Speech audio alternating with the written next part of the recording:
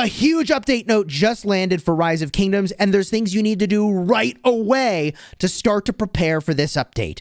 This update will include legendary gathering gear, legendary siege equipment. It includes changes to the museum so that you can enhance the relic buff on a commander, and also new commanders will make it into the museum. Oh, and there's a whole new KvK format on its way. Oh, and Zenith of Power right around the corner. Oh, and also an armament-related event. So, yeah, let's review it all in this video.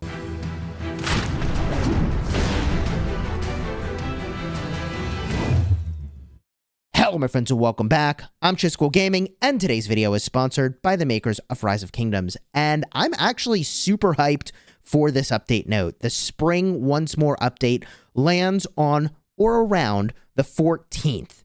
Now, the first part of the update note is always an event. I mean, pretty much every month we get an event, which includes a recharge. But in this case, it's also including several important things. I mean, I normally just kind of skip this section of the update note, but we've got a Zenith of Power. We've got In Search of Wonders, discover ancient armaments and pave your path to power. So this is really cool. It's only available to kingdoms that are in Season 3 or Season of Conquest at the start of this event. But I have been just really hoarding gems on several accounts waiting for this event to show up. And my fingers are crossed that this is a gem spending event like Wheel of Fortune. That it's a gem spending event like Holy Knight's Treasure. And like it's a gem spending event. I mean, even like the Dalruk's Puzzle Box, what I'm really hoping, though, is that it's not an event that's kind of like the Hunt for History, where you kind of have to, like, pay to get the item to play the event. We'll see how it works out. Hopefully it's a gem-based event. And there's also Arms Training, Tempest Clash, No Peak Too High is a new one I don't know about, Spring Surplus, Wish Upon a Cloud. I mean, these are probably all just spring event related. So if you're going to spend in the game, try to time with the recharge here. And keep in mind, you may want to hold your spending until the In Search of Wonders event shows up, in case there's some specific bundles around that event. Now, moving on to the new KvK format. New Season of Conquest story, the Siege of Orleans, Pioneer event coming soon. I'm actually shocked we have a new KvK format coming before the Pioneer event for the previous KvK format has even finished. So it's super cool. I hope they can keep up the pace of these new KvKs. Otherwise, maybe space them out a little. So anyways, whatever. This is great. I mean, lots of new content here. The Maid of France is on the march, on her way to deliver Orleans from its peril. So this is actually a KvK played in sort of France, and they'll explain that a little bit further on here. Kingdoms in the Season of Conquest will have the opportunity to take part in the Pioneer event for the Siege of Orleans story. In this story, you'll be able to try out the Auxiliary Commander system. Man, if you are subscribed to the channel, you already know a lot about this system. And if you haven't already subscribed, consider doing so you don't miss really important updates just like this one, and so that you can get information in advance. The Auxiliary Commander system is where you can take skills from one commander and apply them to another one. Well, as it says down here, Auxiliary Commanders. Each commander can equip up to 3 extra auxiliary skills from 3 separate auxiliary commanders. Now, I have said in the past that I think it's a good idea for the developers to make old commanders still relevant. This is not necessarily the way that I meant that, because this will require you to have quite a collection of commanders in order to really benefit. But if you do have the collection of commanders, then you'll do really well. And this brings us to one of the first things I'd recommend if you want to prepare for this update, is if you've been slacking on buying the daily special offer and you're a spender in the game, I want to remind you that daily special offer could be really high value to get more of these skills available. And then, by the way, if you need to, you could potentially use skill resets to get certain skills maxed out on commanders, depending on, how many of their skills you sort of have available to move around. Anyways, the next thing here is the Siege of Orleans campaign. In this story, if your alliance or coalition is occupying the Orleans Guildhall, and it is not currently open to contention, then you can start this event called the Siege of Orleans campaign. And in this campaign, it's basically a PvE event, okay? In this campaign, you must defend Orleans by defeating waves of incoming English troops. And if all defending troops are defeated or the Orleans Guildhall is captured, the campaign will be failed. So I don't know what the reward is for succeeding in the campaign. I don't know if you get any do-overs, but it sounds like this is a PvE-related story that requires you to control the Orleans Guildhall. Now, from here, they say that this is a brand new map, and in this Lost Kingdom map, you will be a warrior of France for one of the 6 different regions, helping Joan of Arc defend Orleans from the English, but also fighting each other for control over the city. Now, I don't know if 6 regions means there's a grand total of 6 regions, or what I think this means is warrior of France from one of 6 regions means there's 6 starting zones. I think that's what that means. 6 different starting zones, 6 different war camps. Could be super cool. Overall, we'll have to see how this KvK format works. If you have an advanced and very progressed account, then you're going to get a lot of benefit from having the extra auxiliary skills. At the end of the day, though, the gimmicks are kind of just gimmicks. The thing that will determine if the KvK is fun or not is going to largely be the map. So I'm hoping the map will be cool. I will make a video about that as soon as I have access to it. And by the way, if you're enjoying this video so far, do me a favor and throw a like on here. Really supports the channel a lot, and I appreciate your support. Now, from here, improvements to the Season of Conquest. This is a big one. I feel like players are going to be ultra hyped about this. I know I am. Added the ability in the museum to upgrade relics. Upgrading a relic will increase the bonuses it provides to the commander. Wow. Now, this means several things. Look, I would assume this means giving more of the same sorts of stats, but the developers could make sort of predetermined levels of the relic now, and at certain levels, you could get brand new buffs, brand new functions. I think this is a very interesting way of keeping old commanders relevant, and has definitely got the possibility, anyways, of shaking up the meta and bringing some of these early game commanders, which are tragically underpowered, to the point where actually having worked on them in the early game rewards you in the late game. And on top of this, by the way, they're adding new museum exhibits. New commander exhibits and relics will gradually be added. Now, I don't know if this means, boom, right when the patch hits, they're going to add some new commanders. This kind of sounds like they'll do it later. So either way, there is an important thing that you should consider doing now, which is that there are currently museum currencies you may want to start to buy or collect more of. At the time of this recording, at least in my kingdom, there's a bundle running for some of this currency. I normally don't get it, but I might pick it up just as a preparation. Now, generally, when the developers add a new mechanic, they add a new currency. That's just how microtransaction games generally work, is there's just a zillion currencies, okay? So I would anticipate that probably they'll add some new currency that you use to upgrade a relic, but there is a chance that they use the existing currencies, and if they do, you want to have a lot of them. That also means, by the way, that if you were considering dropping a relic onto a commander, you may want to pump the brakes for now in order to just wait a few days. I mean, it's like a week. You probably wait a week and just see what they come up with. But like, man, you can enhance Esong potentially. Like, that sounds insane. And coming soon could be Constantine, Alexander the Great, Tamaris. I mean, some really cool commanders getting buffs, and commanders that could become relevant if the buffs are strong enough. And maybe you need to level it up a bunch, you know, but we could see Khan, Edward of Woodstock. Saladin's a really good one. Saladin's amazing already. All this to say, I think this is ultra hype that they're doing this with the museum. How good it is, though, will determine on exactly how much it costs to get the buffs and what those buffs actually are. So maybe I should be holding my breath a little bit until we see that. They have adjusted the effects of several items from the King of the Nile story. These are seasonal strategies. Aggression, which I believe increases your all damage. Spiked armor, I think, gives counterattack. I don't remember safe return, and teamwork, I recall, gave 1% damage to the rally or garrison if you have it and you're in the rally or garrison. And the Great Destroyer, I don't remember what that is, but they've changed them. I don't know if that's good or bad, but I know teamwork was very strong. If they make that even stronger, I mean, it'll be even more important to bring teamwork to the party, but I am queued up for King of the Nile right now.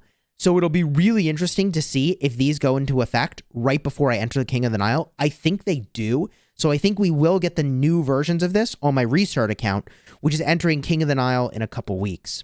Hopefully, if we get a match found. I hope we'll get a match found. Inter-coalition diplomacy, forming unions, is now enabled for all Lost Kingdoms in Season of Conquest. This is like a bomb drop with one line and no explanation. it sounds like you can form a union, which is a collection of coalitions. Is that coalitions within your war camp or presumably coalitions within other war camps? And you'll see why the developers are doing this in just a minute. In fact, let's go there now. Optimize the rules for Autarch testimonies and Autarch rewards. Remember, this is how you get the legendary inscriptions that are really good. They've added new legendary Autarch testimonies. Okay.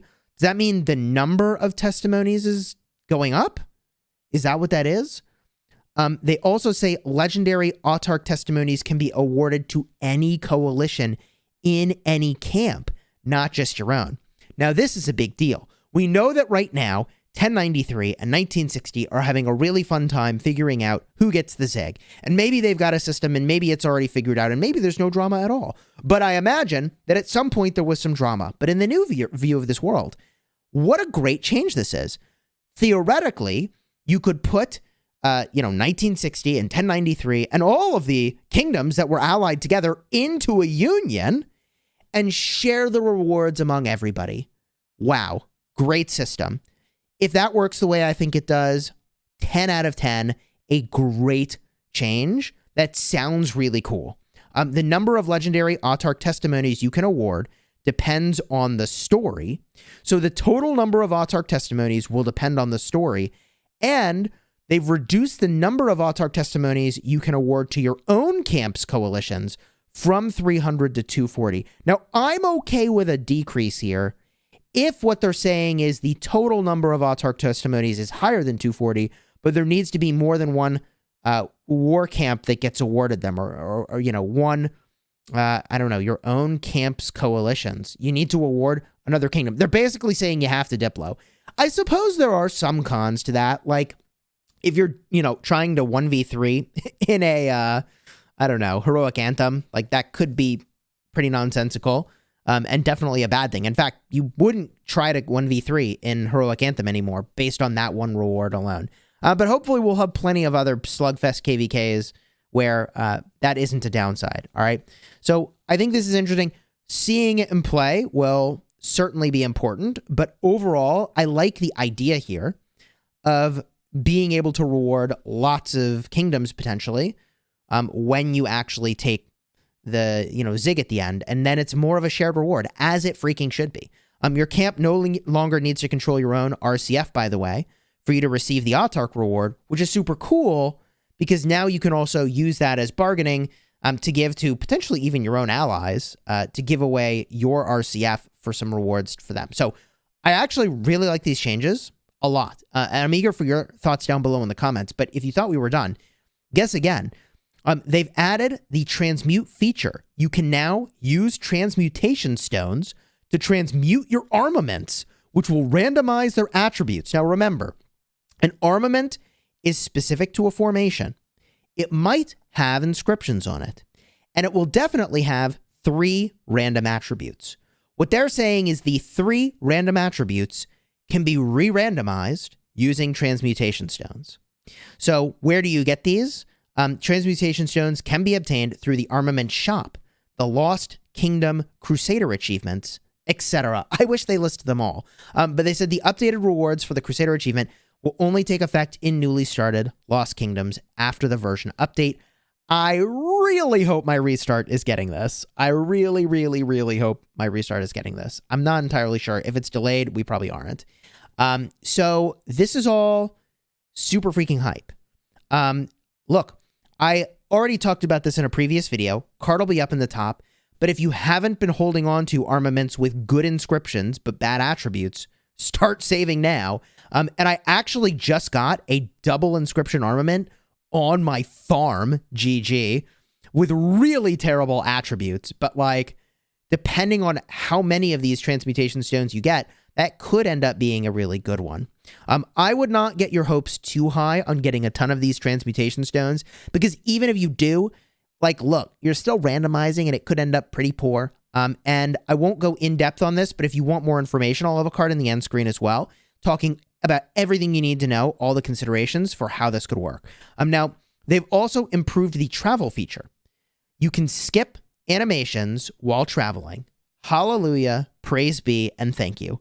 One thing that I find really interesting is the developers said you could start to travel for gems sometime down the road after the last update, and we're almost at the next update, and we still can't travel for gems. So I don't know if something went sideways with that, and they're like low-key updating, that before they'll actually release it, so this patch has to go through first or something, but I am surprised that we're not yet traveling for gems.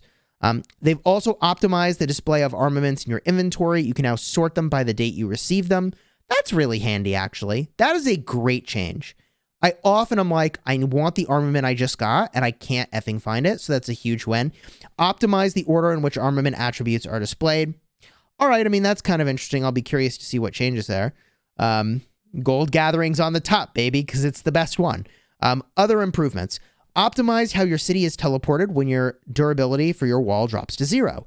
In Standard Kingdom, your city will be teleported randomly to one of the outer provinces, and in Lost Kingdom, your city will be teleported to your camp or kingdom's starting province. It is actually difficult to get a max wall, level 25, down to 0 durability, but if that were to happen, based on your city getting hit over and over and over, this tells you now where you're going to go.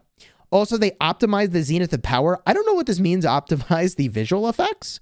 But if you migrate in the middle of zenith, your leaderboard data is cleared. GG. So don't migrate after you've trained lots of power. They do retain your quest progress, though. But no, you basically can't migrate in the middle of zenith if you want to push for that zenith. Or you need to do your push after you land in the new kingdom.